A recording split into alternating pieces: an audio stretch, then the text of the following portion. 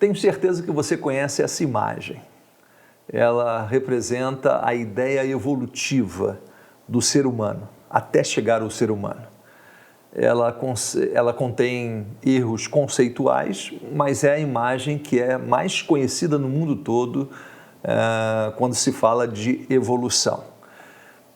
Mas ela traz um aspecto importante para a gente hoje aqui, porque vários artigos, várias reportagens, várias mídias têm publicado que o ser humano é 98% semelhante ao chimpanzé.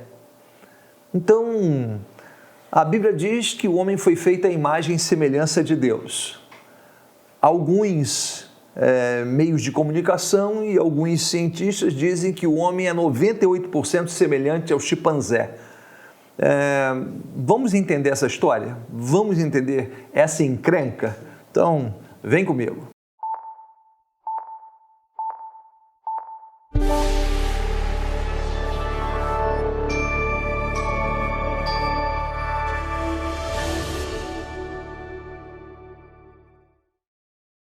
Olá, eu sou o William Scorel, pastor da Primeira Igreja Batista em Guapimirim, Rio de Janeiro. Estamos realizando estudos do livro de Gênesis e hoje vamos para o nosso 20º vídeo.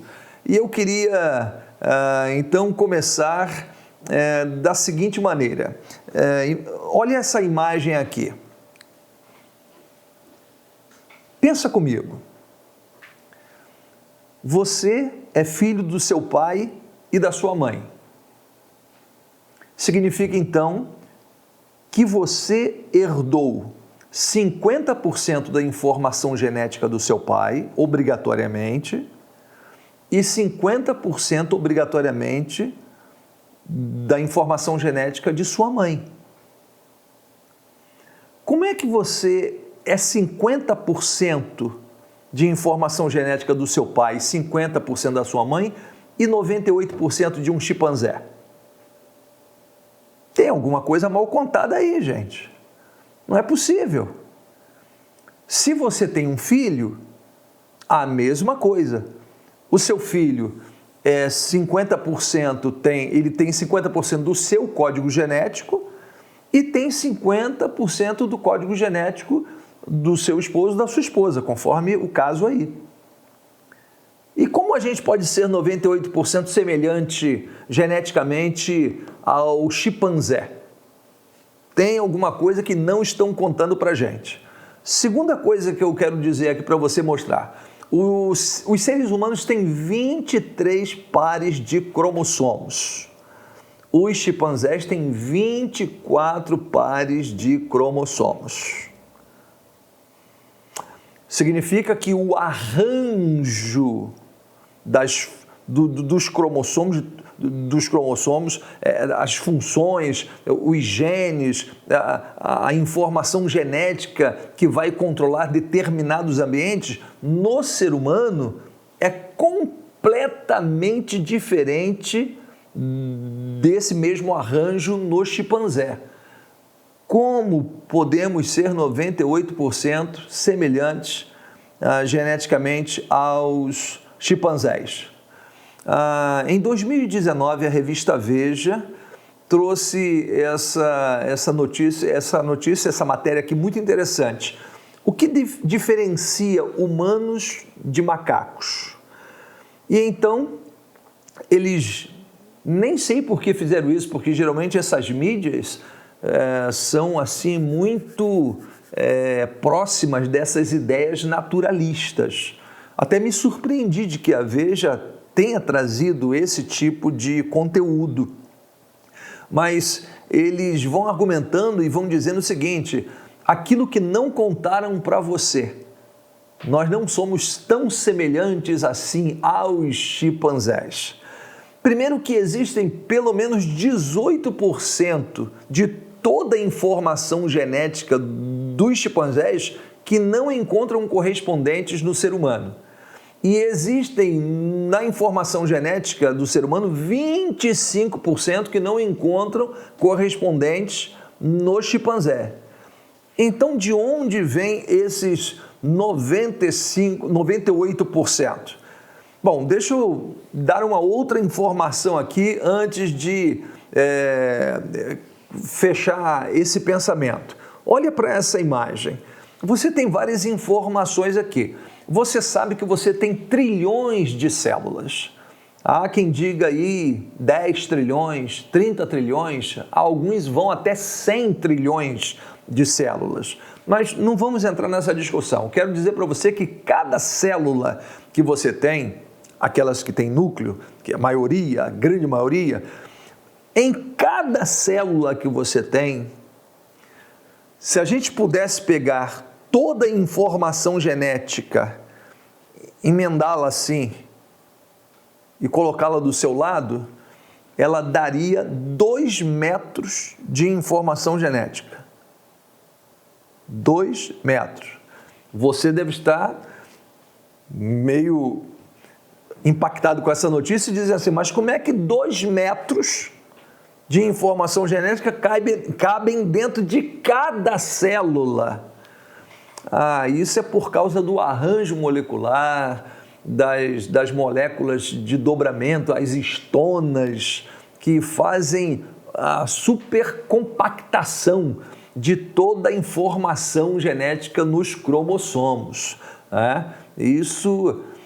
Mas há quem diga que isso veio ao acaso, esse mecanismo todo veio ao acaso, né? Mas não é essa a questão que nós estamos tratando hoje. Então, nós temos, seres humanos, 23 pares de cromossomos. São 46 cromossomos, os humanos. Cada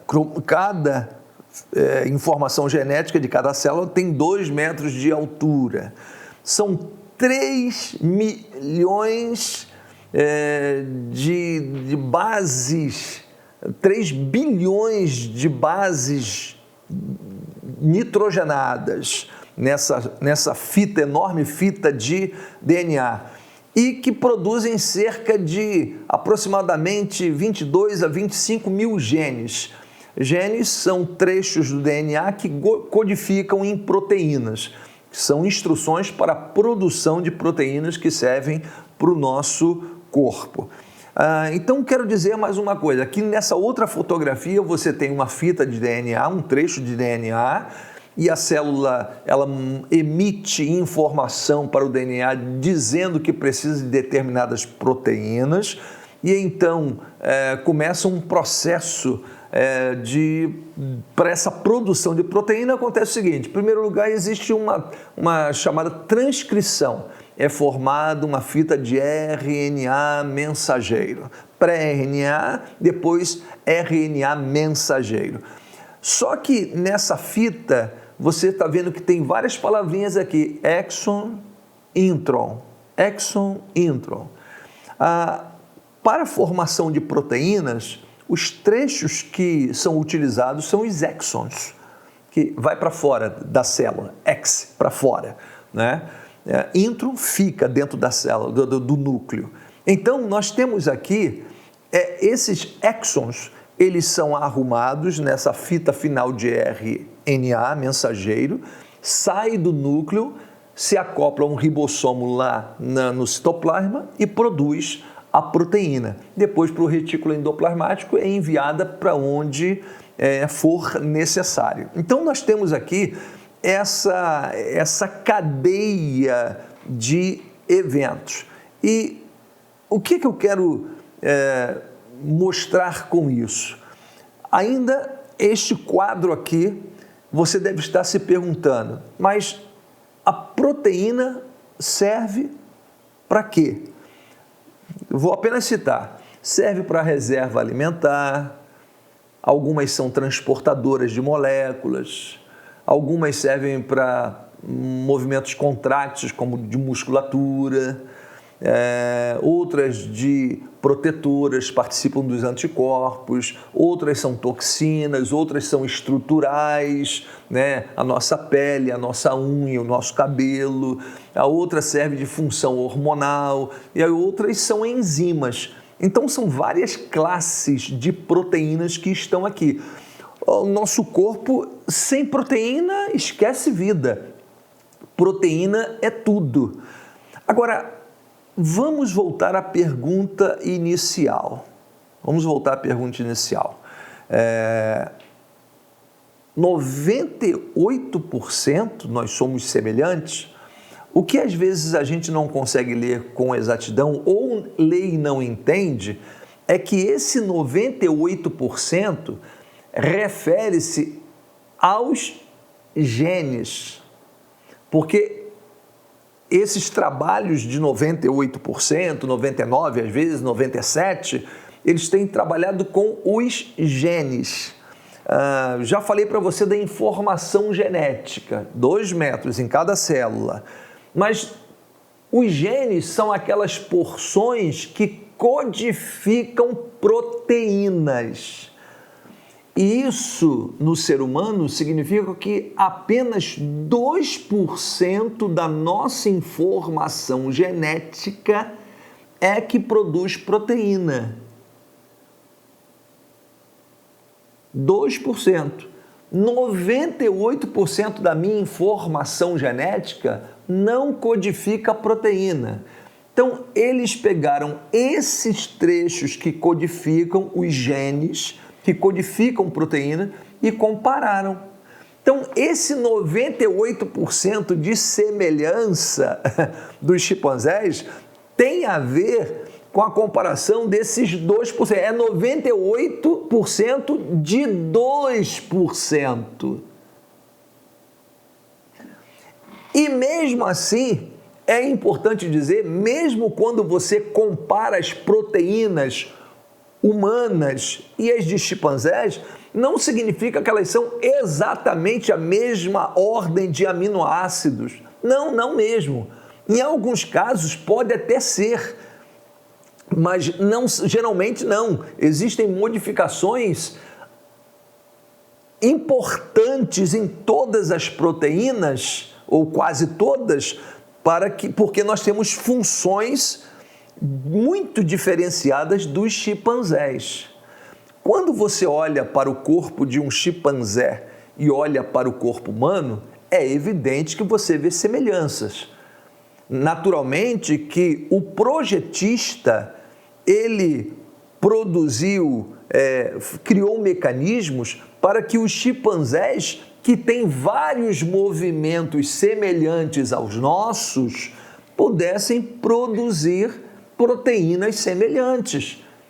Porque o braço tem um movimento similar, as pernas, a corrida, essa coisa toda. Agora, existe uma infinidade de situações que nós somos muito diferentes dos chimpanzés e são especificidades tão grandes que nem mesmo os chimpanzés têm.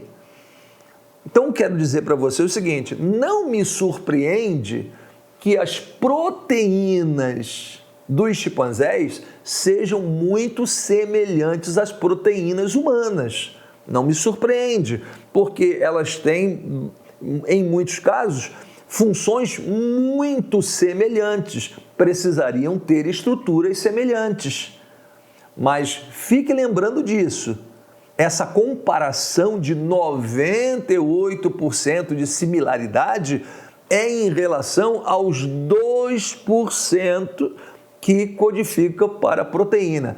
E mesmo assim, a ordem dos aminoácidos nem sempre ou quase nunca é igual. Então, essa propaganda midiática, essa informação de 98% é apenas uma forma de corroborar com a ideia naturalista de que o ser humano e os chimpanzés, eles são descendentes de um ancestral comum. Mas eu já falei para você, essa ideia de ancestralidade não tem sustentação e não tem mecanismo viável para você explicar como isso acontece. Molecularmente, isso não é possível. Portanto, o que parece, e em muitas estruturas sim, mas não são iguais. Olha essa outra imagem aqui. Você tem uma água viva, você tem uma melancia e você tem uma nuvem. O que tem a ver? O que tem a ver é que 97% da água viva, da melancia e da nuvem são formadas de H2O, água. Você acha que a água viva, a melancia e a nuvem são semelhantes? Uma descende da outra? Você acredita mesmo nisso? Uma nem ser vivo é.